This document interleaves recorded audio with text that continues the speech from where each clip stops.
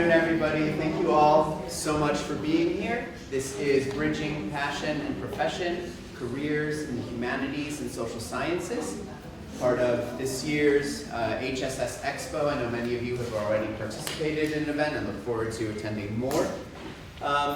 We have a panel of distinguished alumni from Brooklyn College today, and one of the reasons we brought them here is to give you all a chance to hear about the many varied, creative, constantly changing and shifting and adapting career paths that people have managed to carve out for themselves after completing degrees in the humanities and social sciences.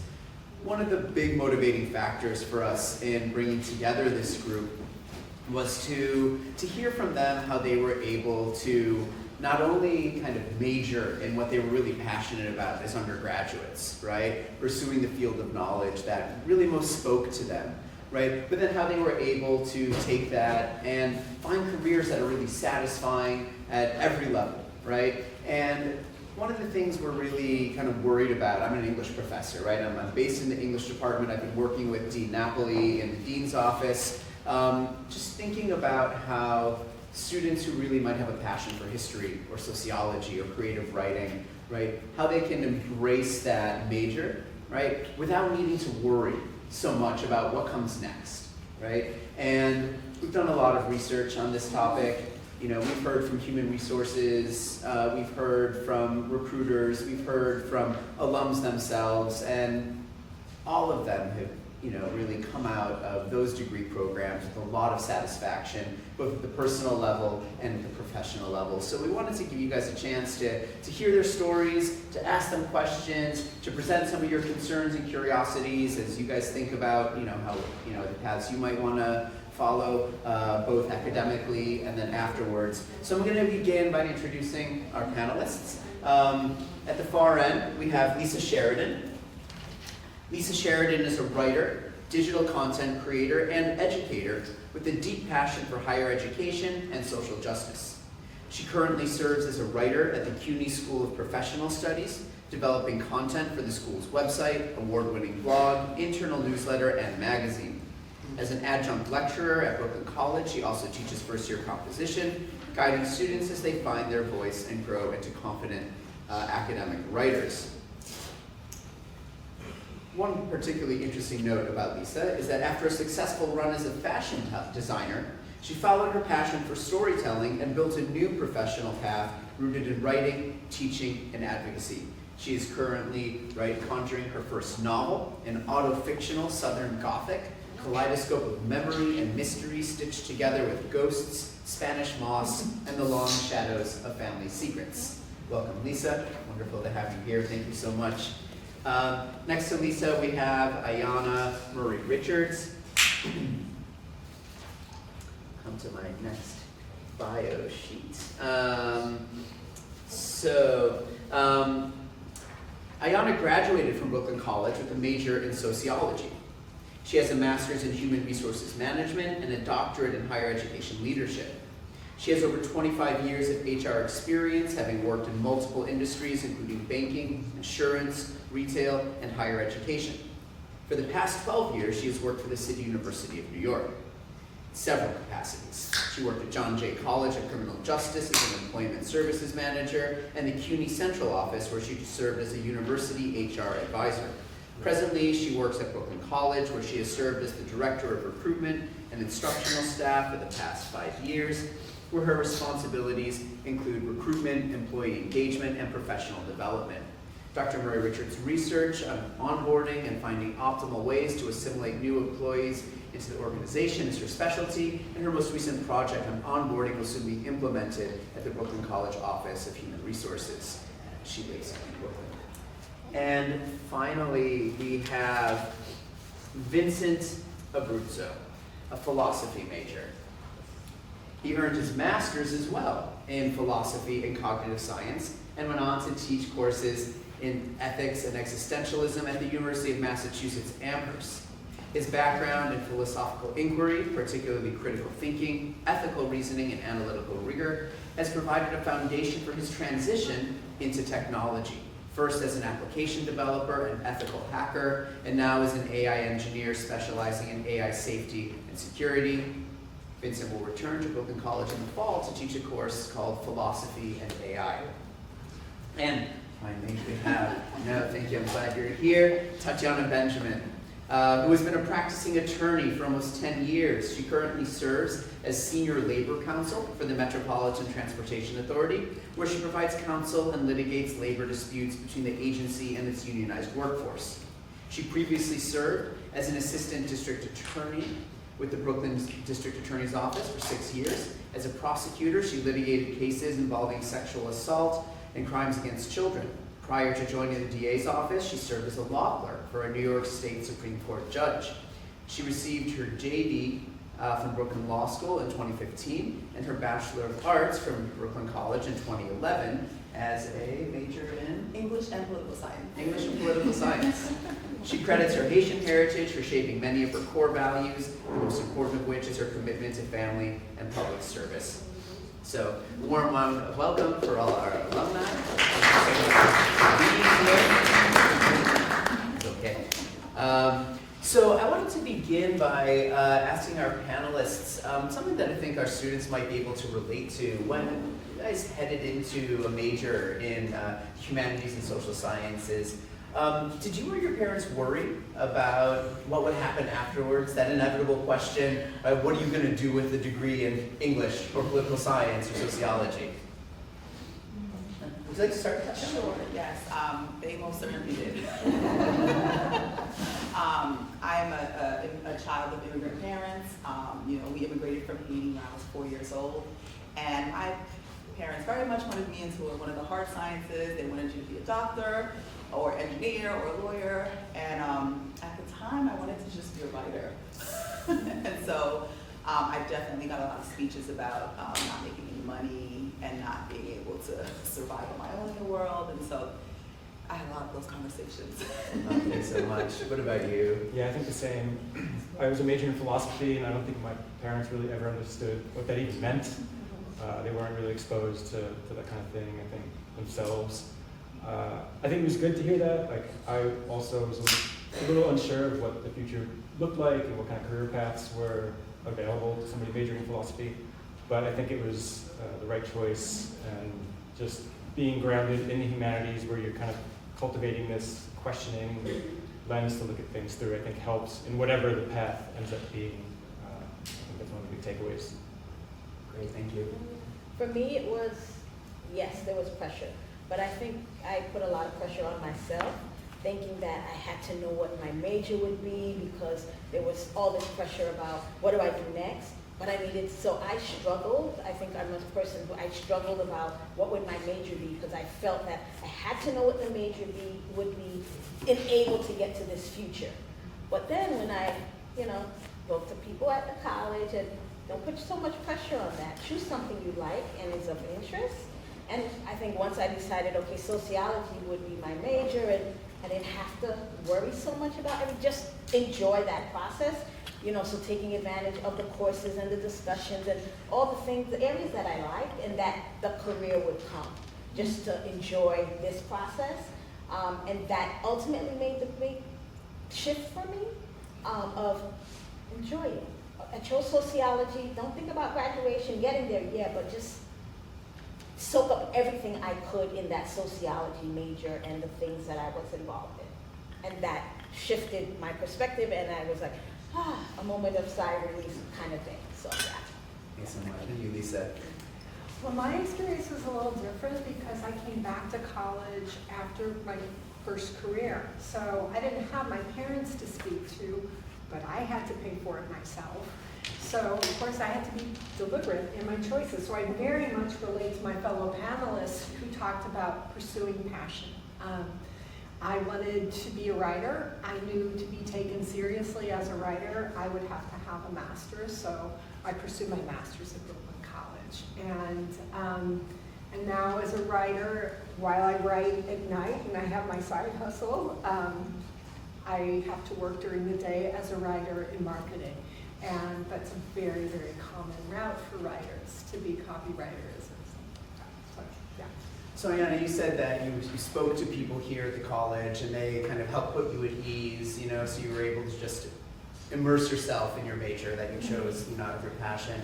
For some of you others, what was it that helped, you know, you accept, hey, this is what I want to do? What gave you the courage to just follow that path? Well, you know, I'd say, first of all, as a lawyer, you're a writer. Mm-hmm. So I didn't stray away from what my initial passion is in terms of writing.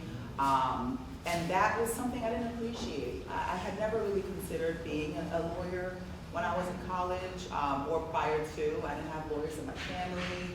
And so really and truly the academic advisors here got me on the path to pursuing a law degree because in wanting to be a writer, there's so many different things you can do with it, and I was kind of like lost in that world. And I was taking all these political science classes because I just naturally was interested in it. And my academic advisor said to me, have you ever considered a career in government or the law? And I said, absolutely not really. I was like, no, I think I'm just gonna, you know, kind of like be a freelance writer, you know, travel. And my academic advisors were like, why don't you do some internships? And then let's see if that helps you kind of like figure out if government is something you could be interested in. At the time, I was on student government here.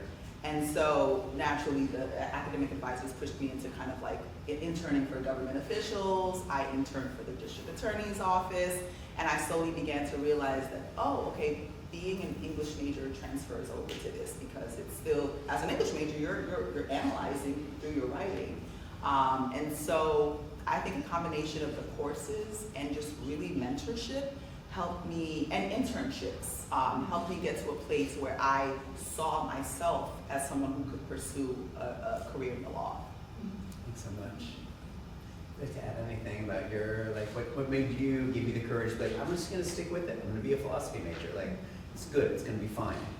Yeah, I think one of the things that allowed me to like sort of commit to it was, I think it's the same for a lot of humanities where they're so open-ended, like you're studying history or philosophy or sociology, but that can mean so many things. And I think there are, as you dig through what that means for you personally, there are ways to kind of find like the takeaways, like what could this look like as a profession? In my case, it was teaching was part of it. I loved philosophy enough and I loved engaging with people about it that I ended up trying to teach it for a while.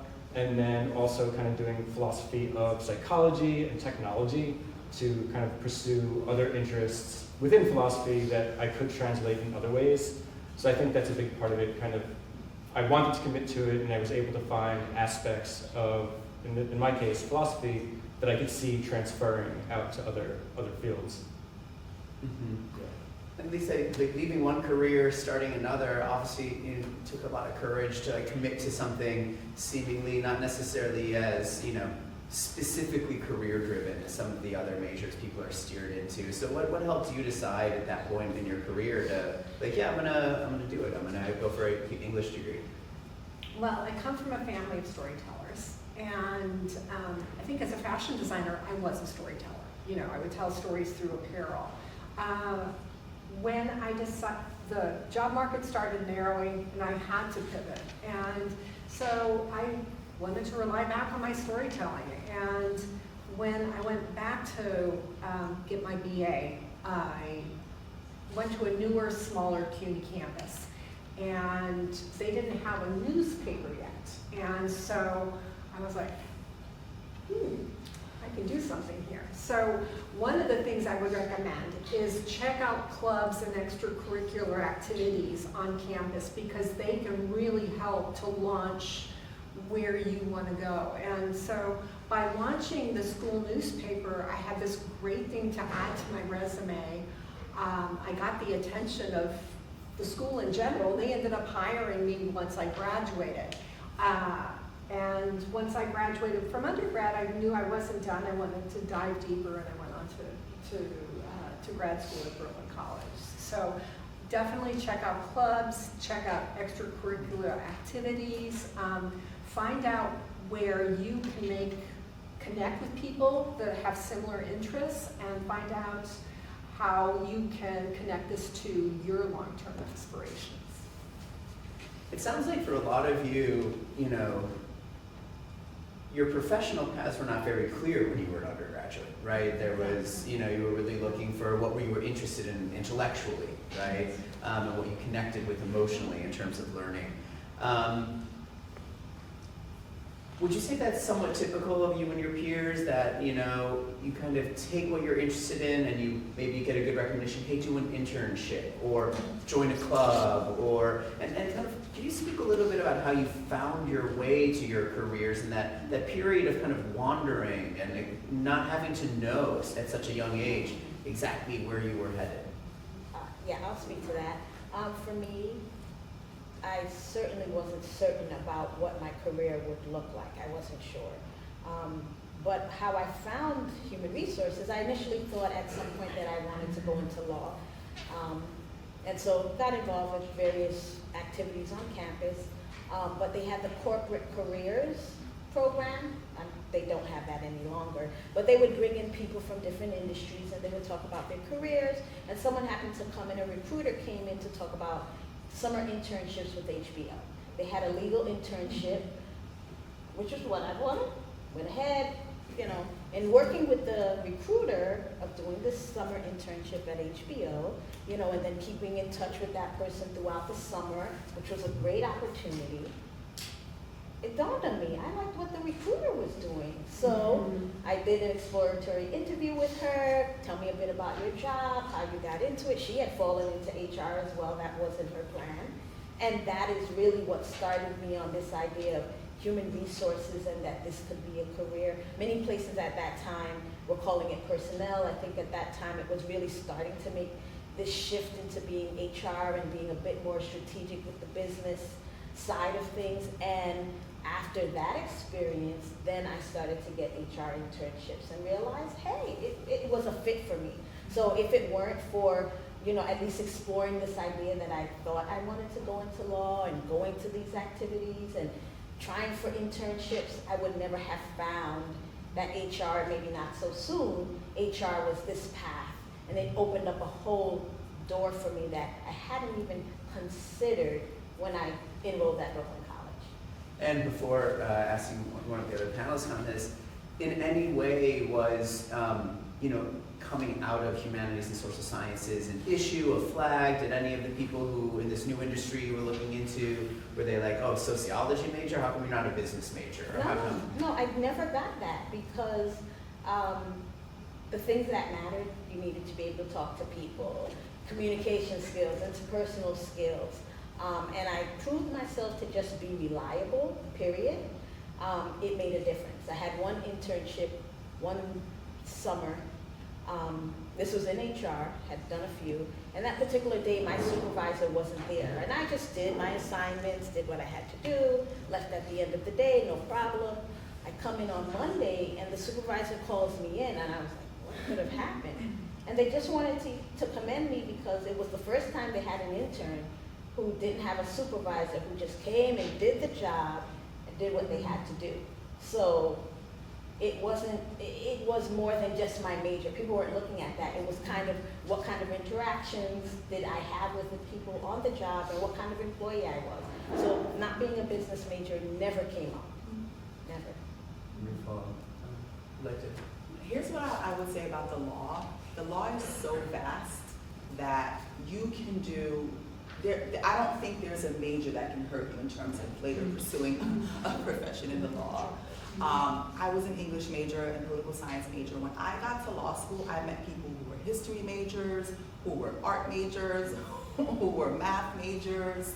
It ran the gamut. There were people from all walks of life who had done so many different things in their undergraduate careers or maybe graduate careers that then went on to law school. So if your passion is the law, do not think that there's only one road to get there. Do not think you have to do this or you have to do that. I would say really take the time to pursue subjects and areas that you like and you love, because when you're applying to law school, what these schools want to see is that you're a critical thinker, and that you took a lot of initiative as a college student, and that you were motivated and you were goal-oriented, and that whatever your interest was, you really fully immersed yourself in it. You know, the legal profession thrives off of well-rounded people, because you're gonna be in the real world helping normal people solve these really complicated problems, and having diverse backgrounds helps with that. You know, so as a lawyer, you might find that, oh my gosh, this degree of math is now helping me do math for this case, or oh my God, my science degree is now coming into play because there's this technical science thing that's coming up, and this problem I've got to work on. So the law is such a big place. There is a space in the law for everyone. So do not think that there's only one path to it. I would say really aim for the classes that you love, because those are the classes you're going to do well at. And doing well is what matters in terms of getting into law school. That's great. I would just add to that, I think you never know what combinations of passions will lead to interesting places. So in my case, it's philosophy and technology. I've seen people who are studying history, but they also have a passion in music. And I think you never know beforehand the ways in which your different passions might combine into like interesting opportunities and avenues for you to pursue. So yeah, I would just add on to that, you never know beforehand, and definitely pursuing those various interests will reap rewards you couldn't really have foreseen in a lot of cases. The only thing I would add is that employers look for soft skills all the time, and soft skills are the humanities. They're the critical thinking, they're the writing skills, they're the public speaking skills. So even if you're in STEM, I would recommend considering a humanities minor, because it will complement what you're doing in STEM or business. Every business person has to write a business letter. Every business person, when you're looking at the spreadsheet, you need to be able to analyze the data in a critical way that translates to your clients or to your potential business partners. So it's a really critical skill.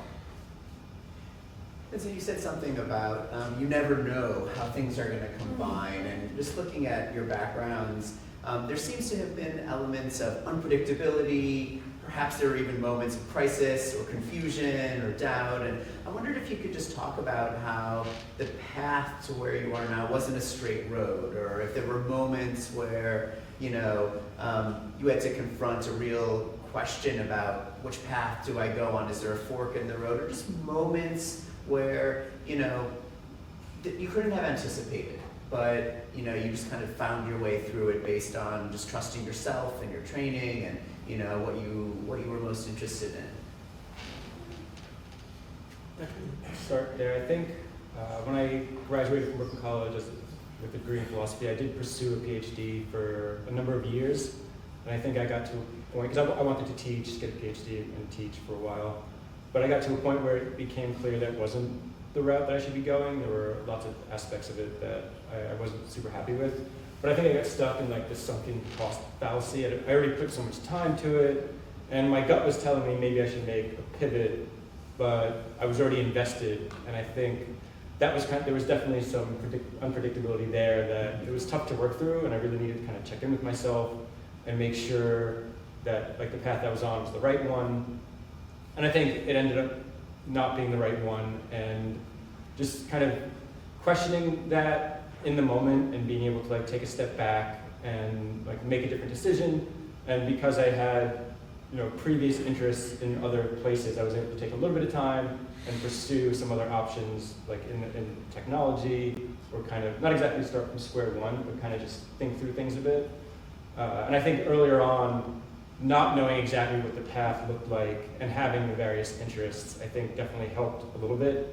It was still a scary time, but I was used to that unpredictability already, and I kind of had the various interests that I could, in some ways, fall back on. So I think it helped a little bit, I'd say. Yeah, Lisa? I didn't have a fork in the road. I went on the road under construction. I mean, it was like I hit bumps along the way so much, and I had to do several pivots. And from everything I read, y'all in Gen Z are going to have to do the same. I've read things as many, like you may have to go through 5 to 7 careers in your lifetime. So stay curious, stay engaged and keep learning would be my advice. Stay open to possibilities. And by staying curious and continuing your learning path, things present themselves as if by magic. I have a funny story. So when I first graduated from Brooklyn College, I thought I wanted to be in PR. So very random, my last semester of Brooklyn College, I started interning for this public relations agency in Manhattan, and it was going so well. I had already taken the LSAT, which is the law school admissions test, and I hadn't applied yet. So my plan was I'm gonna take a year off after college. I wanna just, before I go to law school, I just wanna like work, get real world experience, and then I'll just like go to law school a year later. So I'm working for this PR firm, part-time, and I say to myself, there was this full-time position that they had an opening for, and I'm like, if I get this full-time position, I'm not gonna be a lawyer, I'm gonna go into PR, because it was going so well. Didn't get the full-time position. Didn't get the full-time position at the PR firm. Then I'm just like, all right, well, I guess I have to apply to law school now. So then I applied to law school, and that's why I ended up applying to law school at the time I did. So, yeah, just a random tidbit. Thanks. You guys want to comment on this crisis or chaos in their career path that plowed through? Another thing I heard you guys mention was that Vincent, you talked about having kind of multiple interests, right? And we've spoken a little bit about, you know, the value of doing a minor here, or really embracing the full range of your, you know, interests and skills. And just kind of thinking about in the careers on the here on the panel. In a sense, with the exception perhaps of your current career, at least as a as a writer, and but the rest of you don't have obvious connections in the professional job to a humanities or social sciences major. But would you say the themes and the interests and the skills you learn are still relevant in kind of what you do day to day? Definitely. Oh yeah. Oh, the things that I learned with sociology, you're talking communication skills, interacting with others. I mean, that's crucial to HR work. So how I interplay with others, it is all relevant, even though people might have not thought, okay, that degree is relevant. Certainly, yes. Right. And what about in technology? Is that something, are you drawing on your philosophy training? Are you drawing on, just some of those more maybe soft skills, or the type of disciplinary approaches that, you know? Yeah, I would say absolutely. The soft skills are a big plus. The curiosity, I think you mentioned that. I think that's crucial. And then in technology in general, I think there aren't enough people who kind of like look at the technology that we're dealing with through some kind of philosophical or ethical lens. I know now there's been like a little bit of a backlash or critical work being done on like the effects of social media. And that's really coming from the humanities, the sociologists, the psychologists, the historians. And we're seeing, I think now one of the reasons I wanted to work on like safety and security of AI is because I suspect we'll see the same thing. Like the technology comes quick, but there aren't enough people who are thinking about these things critically or thinking about them from an ethical perspective. And we just need more people. So I think, especially in AI, it's a little bit easier to see like, oh wow, this is a scary technology. So there's more of a hope for people to kind of come to it with the humanities lens. Maybe less so with social media, kind of nobody really questioned it as much at the beginning, but now there's a little bit of a backlash, and I think there's been a little bit of a movement to kind of get ahead of it in like the technology we're seeing now, because it is so powerful and scary. A lot of the big companies have like ethicists and philosophers on their teams, which is great. It's good to see. Maybe we need more of that, but it's a good first step, I think. Mm-hmm. Yeah. Tatiana, do you want to add anything? Sure, I would definitely say, as I said earlier, the writing aspect of it, as a lawyer, you are probably writing 90% of the time. And so my background as an English major, you become a strong writer, and it's something that it just carries on in your profession. I remember I've had many supervisors who sometimes would review my work, and say, oh my gosh, you're such a strong writer. And I'm like, well, I was an English major. So that's one thing English majors know how to do is writing. So it's a different kind of writing. Legal writing, I think, is a lot more structured and organized in a certain kind of way than creative writing, but there are some times where I feel like I get to throw some creative writing into my writing, and it's fun because it kind of plays on the foundational creative writing skills that I picked up as an English major. Thank you. Lisa, you spoke about how your industry changed a lot and that prompted you to pivot. Also, Vincent, you had a kind of moment where you're headed down one path, you chose another path. And I just would love to hear from all of you. I mean, industries are constantly changing. I mean, you talked about how what's now human resources used to be called personnel, and now even the industry has shifted in terms of what, changes in the law. Vincent, you work on AI, and I think one thing we're all kind of aware of is even just on campus how much AI is changing what we do.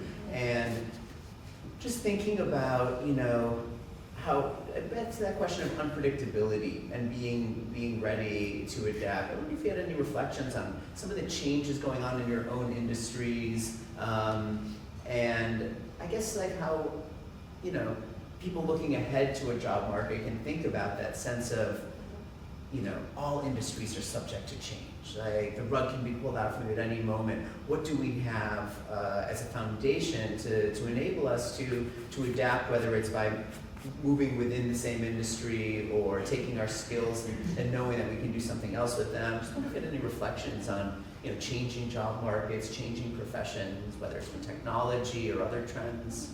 Well, for me, I would say once I found human resources and through my internships and then my various positions, HR you can do, every organization needs human resources. So I felt that I got the variety of being able to work in different industries, different kinds of things, to find kind of maybe what I liked the most within that. So certainly HR has its core in terms of the skill set that you need. But one thing that having a sociology major also helped is, as I changed my industries, I made sure I really got to understand that industry, so that I was beneficial to that organization. So that I could see through the lens of the people and the employees that I'd be working with for that, understanding those shifts and changes. You're working with employees, with jobs, as the industry changes, are we letting people go? Are we hiring more people? So being able to look at it more than just from the lens of this is my job, but the big picture within the organization, how all the pieces fit together. And that is critical to a sociology major. And that really translates itself. So, I worked in retail, I worked in banking. I worked at AIG before the fiascos. But imagine if I was then, I felt like, I could shift to another industry. I could shift because I could be relevant in any of those spaces. Two things you said just really stood out to me. On the one hand was that you felt that you could focus on what you liked, right? Like that there's all these industries, but and that there's a space to follow, just like as an undergraduate, a space to follow what you care about the most, what you like, because that will make you good at your job, just having that engagement. Yes. And also what you said about the lens of seeing through the people you're working with, seeing, and how that's like what a good ethnographic sociologist does, is get into the experience of people, right? English majors are all the time, it's like, put yourself in the point of view of, this character, and you can really see the relevance of the kind of skills. So that was really great. What about the rest of you? Changes in the job market and the profession, and just how to be ready and prepared for that. I think in terms of the law, I think you really and truly have to embrace it. I think there are aspects of AI that streamlines a lot of the legal functions in ways that are beneficial to us. I think about my former role as a prosecutor. AI, I think the advancements in technology have really helped in terms of putting on cases in court. It's made video capabilities so much stronger. It's made presenting evidence in court a lot stronger because of that. And there are just certain resources that AI just kind of like eliminates the need for you to outsource. So for example, if you need a document transcribed, So before you'd have to wait and hire a stenographer to kind of sit there and like transcribe everything. And now you can kind of plug a document in online and get a transcription. So I think in terms of making a lawyer's job easier, there are aspects of AI that's very helpful. But it doesn't remove the human element. I think the one good thing about being an attorney is the connection to people. AI cannot replace that.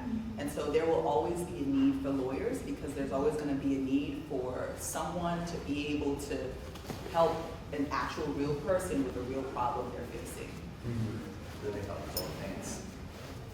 Yeah, I would add, I think whether it's a new tool like AI or like a shifting landscape of whatever industry you're in, I think there will be moments where you kind of like dig into something like that, and there's a term called like imposter syndrome where you'll start to dig in and it'll be scary and you feel like you can't catch up because the technology or the shifting landscape is moving so quickly.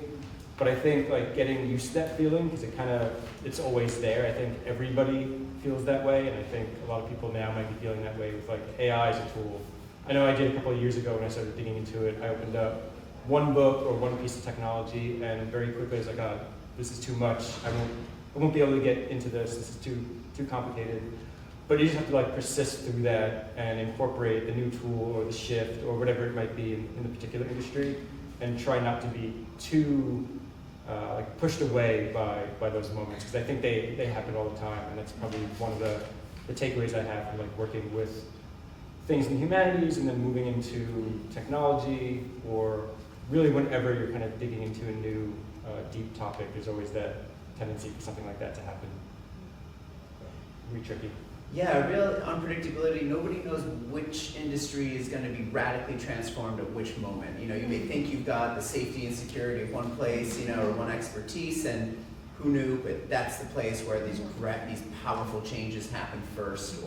And so I think one thing I'm hearing from all of you is like trusting in your skills, your passions, you know, and relying on that hard work and, you know, your commitment to what you care about the most to carry you through this instability.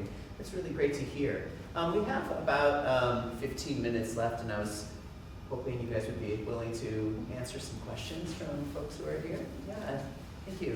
All right, excuse me. I have two questions. My name is David Ortiz. I'm a double major philosophy at Women's and Gender Studies.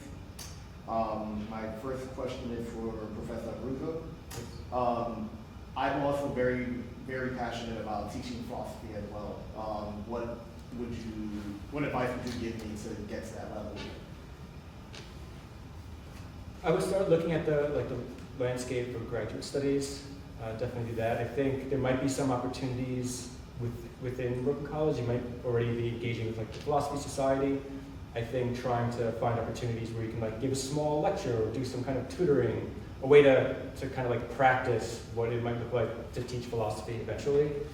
I think that would be a first step, and then really start to talk to some of your professors here and ask them what their experiences are like. I think being in this area, there's a lot of opportunities to connect with other grad students. You have the Grad Center, and then you get NYU, Columbia. They all have graduate philosophy programs. So there are definitely some opportunities there to kind of reach out. But I think the first step would be to try to find something like maybe a lecture you can give at the Philosophy Society, or an opportunity to tutor one of the classes you're in. Just this way you can like really get to test out that passion.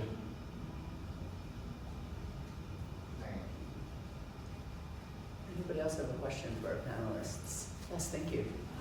My name is Will. I'm a theater major, hoping to go into costuming, but I know that is not going to make me enough money to live off of. So what would you guys suggest for like a secondary job for income purposes? Costuming and fashion are similar, so that's an option. Also, you can consider various aspects of costuming. For instance, there's styling, photo styling, where you can work with photographers and help them work the clothes and create the looks that they need for shoots. So what you need to do, and again, I would recommend doing this through clubs and on-campus activities, is start exploring adjacent fields. Because, for instance, as a writer, I ended up in marketing, and so it's, you know, it's adjacent. I'm using my writing skills in marketing, but I'm not finishing my novel yet. And my novel is, even when I finish it, it may not pay the bills. So you've got to find ways to make a living, but still keep your passion alive. So start exploring that now in your extracurricular. I would say definitely work with, I'm sure you're working with the theater department now. Start looking into what other kind of avenues there are. There's video, there's media. Find all those adjacent areas and explore it.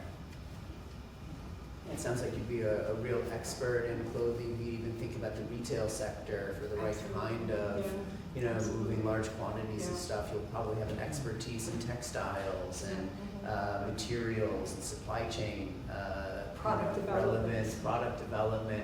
I think that's one amazing thing that we hear from everybody who's, when you just follow your passion and you commit to it, you gain so much knowledge. I mean, you probably all know people here, right, who are majors doing something that they don't love, but say, my parents are really making me do this, right? And they're maybe a bit half-hearted about those classes. And we've heard from them that that's going to show up. What really comes through in your resumes and your transcripts is, wow, here's someone who worked hard, right? Here's someone who really learned what they had to learn, And so I'm quite confident, that if you really delve into what it is you're most passionate about, you'll just gain knowledge, like she said, adjacent to that, and you'll show people your talents and, breadth. Other questions? Thank you. Yeah, this is geared towards HR and just kind of the certain applications that you receive personally, and going into like the resume, the cover letter, the recommendations, things like that. Are there any certain, highlighted kind of experiences you've had with like really hiring certain candidates versus others? And I feel like within that question, recommendations and like having people that might already work for that company be connected with a potential hire, I know is like a big part of hiring, and I'm always wondering if that is something you noticed a lot within HR. Well, it depends on the industry and it depends on the kind of job. But I would say the biggest thing for someone who is applying, they use big companies. There isn't someone who's looking at the resume in the first sweep anymore. It's usually a resume system that's just looking for keywords. So certainly you want to highlight keywords within your industry to at least just make it through that first level for organizations where they're not looking at the resumes at that first sweep. So it's important to use keywords from your industry. It has to be your cover letter, and resume need to be no mistakes, no errors. English comes in handy for this. You want to make sure that you're giving a good product right up front. That's important. Then of course, certainly, every opportunity you have, even if you don't really like it, make the most and do your best. So an internship, make sure you do your best, because you never know when someone's gonna say, hey, I worked with that person, they're good, let's bring them in. Because references do carry a lot of weight. Can someone speak to your work ethic, how good of an employee you were, or how great you worked with them in an extracurricular activity kind of structure? So you want to show your best light first. Of course, if it's where someone is looking and reading the resume, which is usually the second line, then yes, you want to show things like I've had internships, extracurricular activities, or things that speak to I could possibly be a good candidate for the job. So you definitely put your best foot forward, present a crisp, clean document, but you need to be able to back that up with the experience that you have, Or the fact that even if you don't have the experience, the things that you have been exposed into and been involved with, that you've done your best and you've stood out in some way. That's what I can say. Any other questions? Ivy? So I have a question for Professor Abruzzo, if I am pronouncing your name correctly. It's a bit of a silly question, but I am a philosophy minor, and I know you work within the AI industry, and sometimes when I tell people I'm a humanities major, people give me sort of a, oh, well, AI is going to like take over everything. And I don't really have a good comeback, and I was wondering, just like a one-liner that I can send back. That's a tricky, there was actually a New Yorker article from this past week. I think the title is, Will the Humanities Survive AI?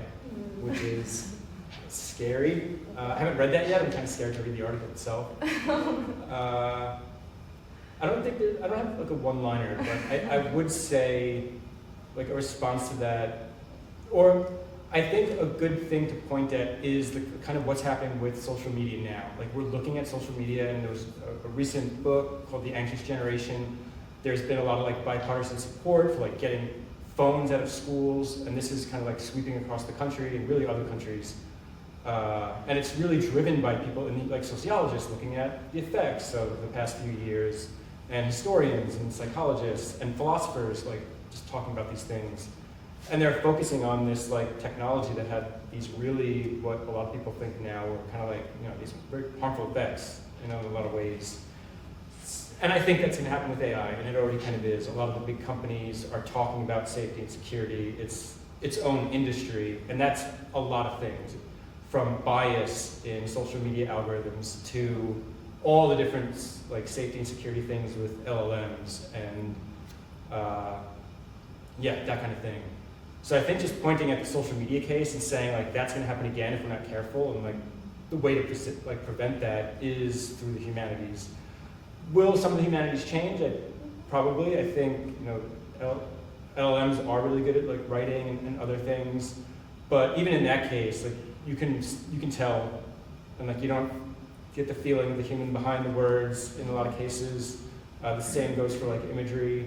So I think it will change, but it definitely won't kind of like wash away the humanities. I think it'll do the reverse. It's going to make the humanities even more important in a lot of ways, because at the end of the day, I think we're still going to all want to feel human, and the more that the AI like finds itself into every part of our lives, there will be pushback against that, and it'll hopefully be spearheaded by people in the humanities.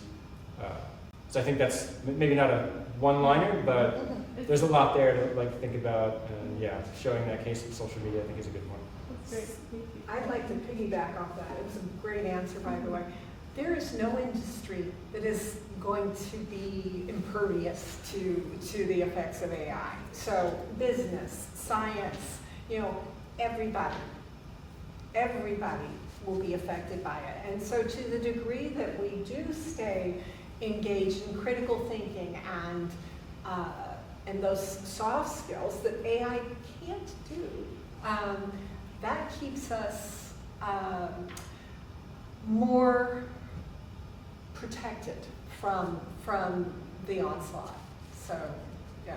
And some of the first jobs being eliminated by AI are accountants, computer programmers, right? Precisely. Coders. So. David, I said you had another question you want to follow up with. Yeah, it's relevant to the same question actually. I'm sorry, what was your name? Tatiana? Tatiana, Yes. okay. This question for you. You said earlier that in the field of law, there used to be typographers, and now they're being replaced with AI because AI can do it much quicker.